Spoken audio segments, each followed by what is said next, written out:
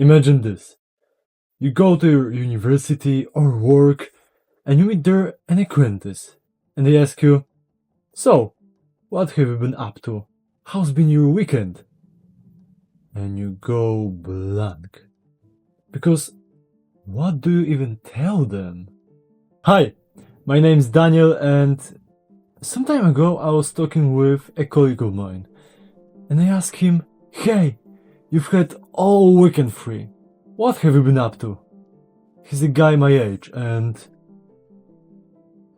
he suddenly lowers his brows, thinks for a while, and says, "You know what? Nothing really, just chilling, resting." And it would be fine if that would be just a one-time event, just a one-time thing. But some time ago I was asking the same thing, and I've gotten the same answer. Sometime before that, the same thing. And that's why I've remembered this one time where a friend of mine asked me, "Daniel, we haven't talked for a while. What have you been up to lately?"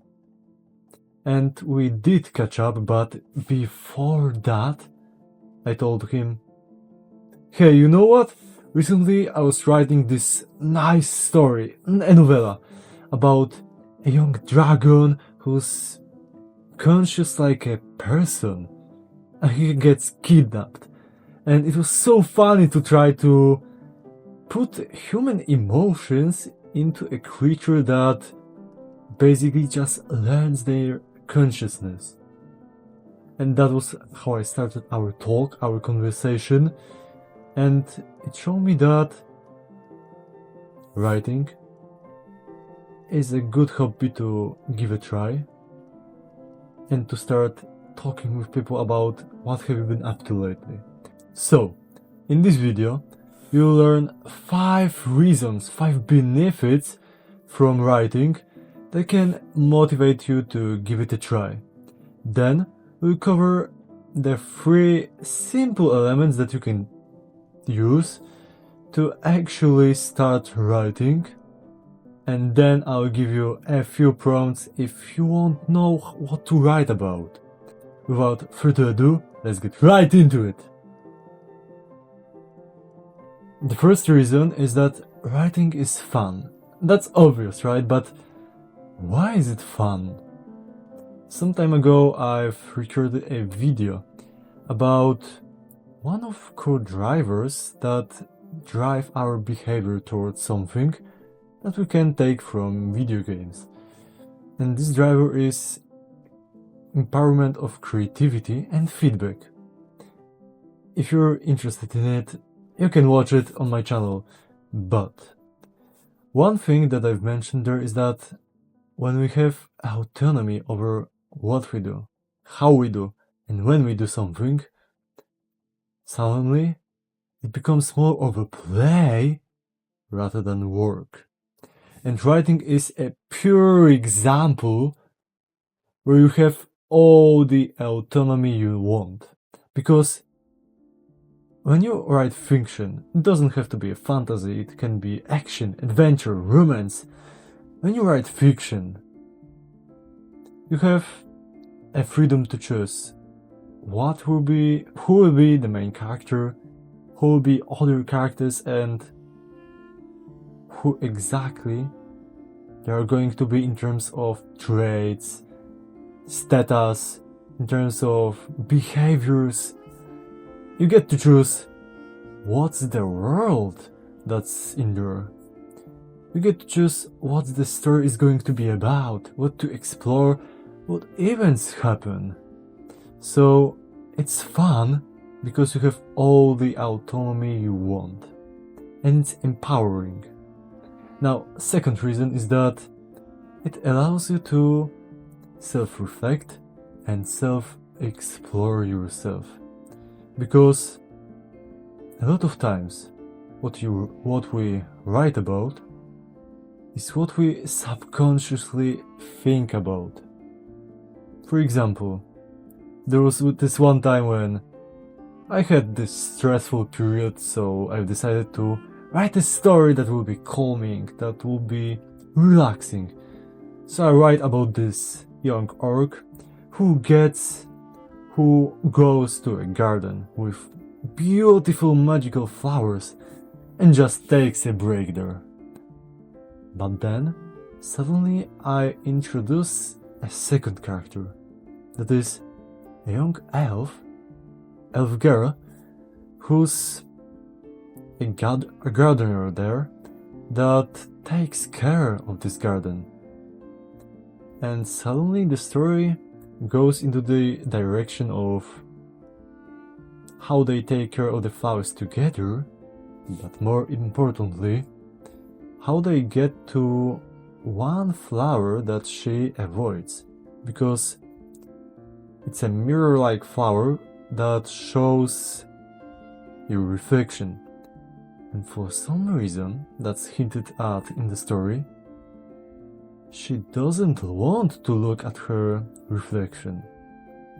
But with the help of a young orc, she finally gets the courage to face what she avoids.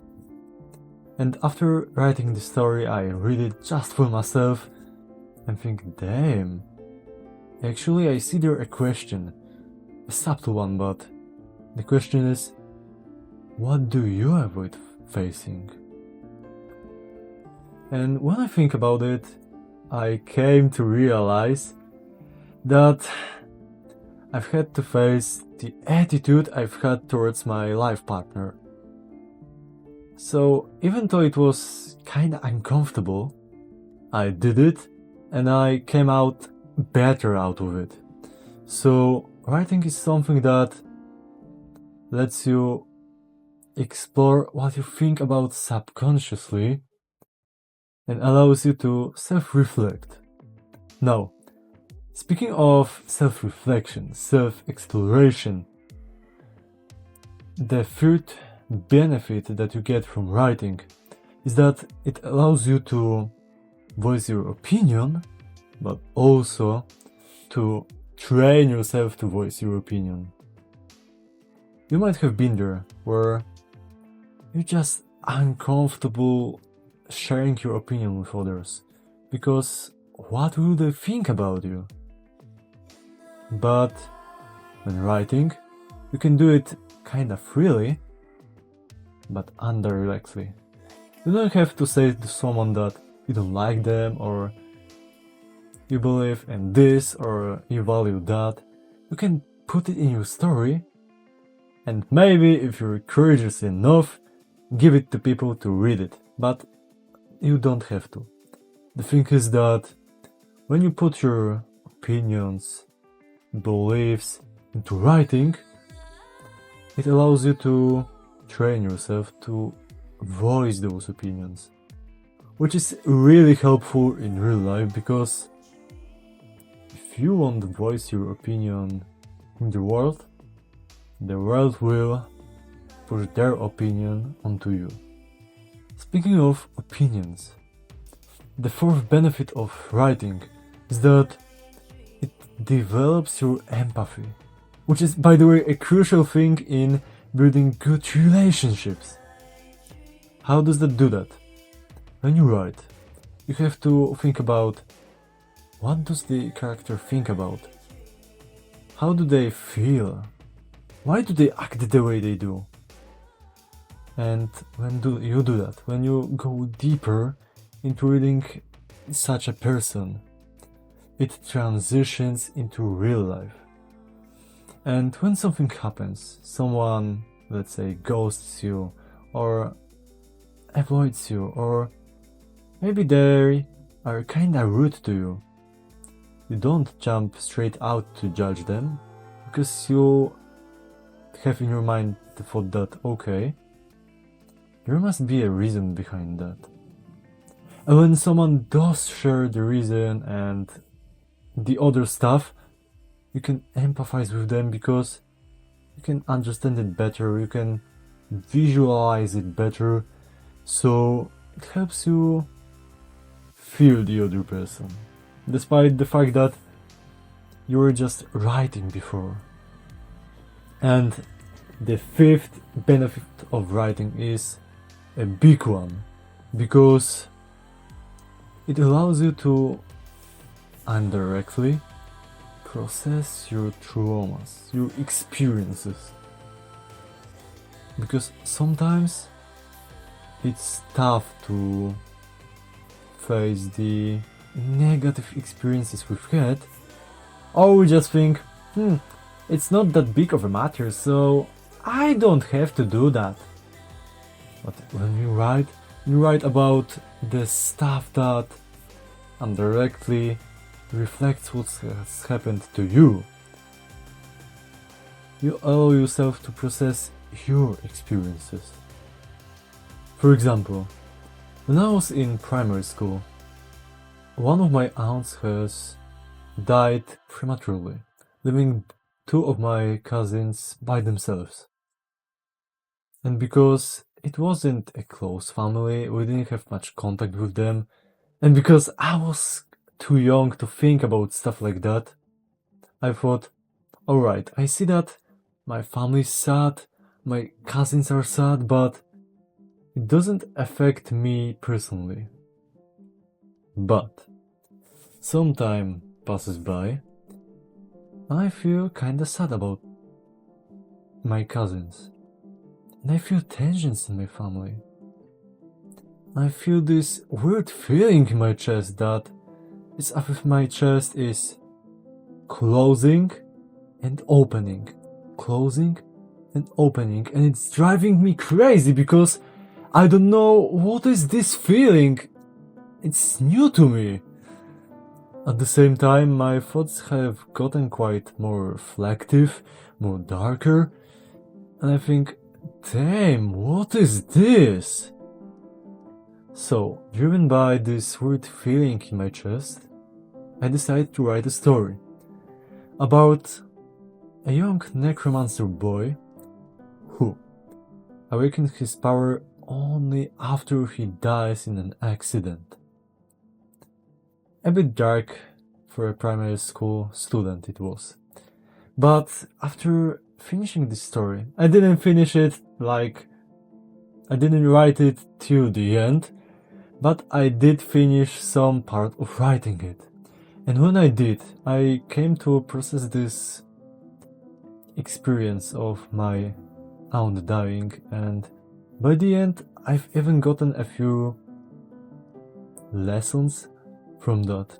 For example, people die. That's just life. And yes, it is painful and it is sad. You have to live with the consequences of death, basically. But you have to move forward and focus on what's right now in front of you. And those were good lessons for a primary school student to learn early. So, a great benefit of writing is that it allows you to process the things that the experience you've had. Now, going to the good part. How to actually start writing. I don't recommend starting with a big story like a novella or a novel. Instead, there are two types of stories you want to start with: flash fiction and short stories. And the difference is in the length of because a flash fiction story has more or less 1000 words, while a short story has from 1000 up to 7500. And they focus on different things because flash fiction story is a tiny snippet of one event. For example, you go to the shop and meet a weird stranger. The end. Just describe this one moment. While short stories describe a broader set of events. For example, You have a tough day, you go to the shop, meet this strange person, you go home, and you happen to catch this person again a few days later, and they actually help you solve a really big problem you have in life. The end. So the difference is in the length, but also in the scope of the story. And obviously both can be, should be, it's good for them to be whole stories. So they should have a beginning, middle and end.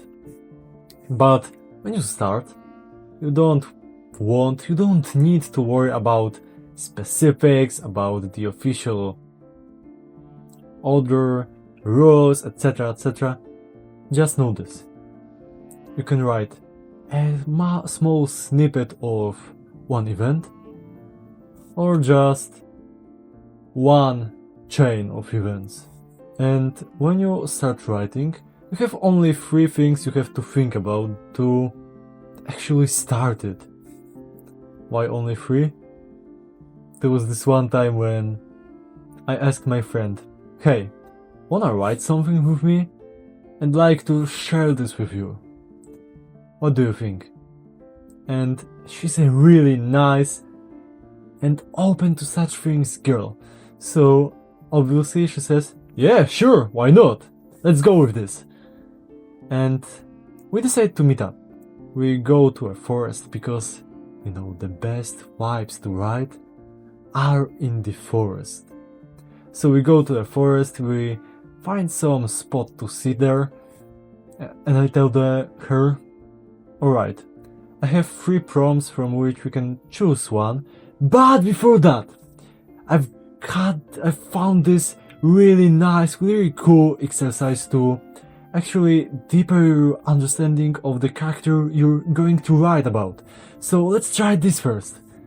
So we spent around 20 minutes doing only this free writing exercise. And then I tell her, "Okay, here are the prompts, you can choose." And we spent around 40, a bit more minutes writing the actual story. And at the end I ask her, "So, we've written the stories, we've read them to each other. What do you think about this activity?" And she looks to the side, thinks for a while, looks at me and says, "You know what? It was fine. It was really cool, actually. But it was really tough to sit here for over 1 hour just writing. Like, I had trouble to sit this long for that. And that's why I've learned my lesson. And instead of giving you something that requires you to spend 20 minutes doing before writing, you can do those 3 things in just 2 minutes. And then you can jump straight into writing. And those are: know who your character is, know where the story takes place, that is the setting, and roughly know the story idea. You can describe all those 3 in 1 to 2 sentences each, and it will be enough. For example, I'll read it something to you. Let's say that you want to write a story with a prompt: a new species of intelligent beings emerges from the depths of the sea, of the ocean, claiming the original inhabitants of the land. That's the story idea. So you have a main character, a young adult hero with ice powers who's actually a police department student. And he's calm, but it can result in him lagging in reaction. 2 sentences. The story takes place mostly on the city streets and a bit in a police department. So now you know your character, your setting, your plot idea. You can just start writing. One tip that you might want or don't need to use is that it's fun to give your character a goal they want to accomplish. Now, you know why write, how to write. Let's focus now on what to write. So here are the 5 prompts I've prepared for you. If you want to spark some creativity and inspiration, if you want know what to write about. Here they are.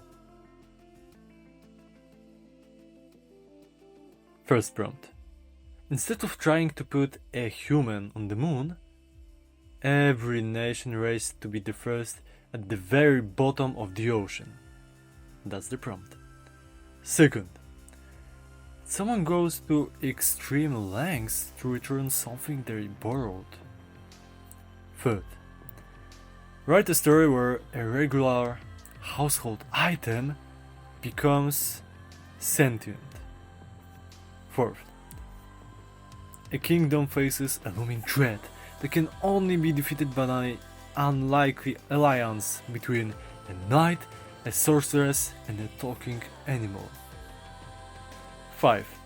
Write a post-apocalyptic love story. Brandon Sanderson, an author of the Stormlight Archives, between many other series, has this beautiful quote. The primary purpose of art is to make the artist's life more enriched. It is to make your life better by creating something. So, you don't have to be a professional, right, to write something. That's why you don't have to be a full-time writer to experience the results, the benefits from writing. So, go and write something, whatever's on your mind.